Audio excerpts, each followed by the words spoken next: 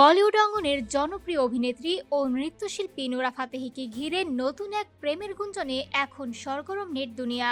শোনা যাচ্ছে মরক্কোর বিশ্বখ্যাত ফুটবল তারকা আশরাফ হাকিমির সঙ্গে নোরার সম্পর্ক নিয়ে শুরু হয়েছে নানা আলোচনা ও জল্পনা। সম্প্রতি আফ্রিকান কাপ অব নেশনস 2025-এর একটি ম্যাচে মরক্কো দলকে সমর্থন দিতে গ্যালারিতে উপস্থিত ছিলেন নোরা ফাতেহি। মরক্কোর জার্সি গায়ে উচ্ছ্বসিত ভঙ্গিতে নোরার খেলা দেখা এই দৃশ্যই প্রথমে নজর কাড়ে নেটিজেনদের। এরপর থেকেই শুরু হয় প্রশ্ন, নোরা কি শুধুই প্রিয় দেশের দলকে সমর্থন করতে গিয়েছিলেন নাকি এর পেছনে রয়েছে বিশেষ কেউ?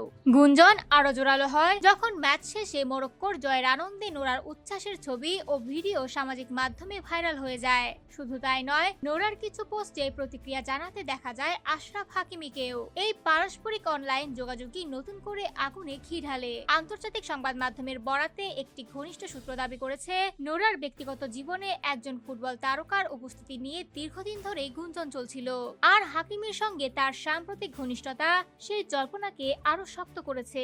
তবে গুরুত্বপূর্ণ বিষয় হলো, এখন পর্যন্ত এই সম্পর্ক নিয়ে নোরা ফাতেহি কিংবা আশরাফ হাকিমি কারো পক্ষ থেকেই কোনো আনুষ্ঠানিক বক্তব্য পাওয়া যায়নি। ফলে পুরো বিষয়টি এখনো অনুমান ও আলোচনার পর্যায়ে রয়েছে।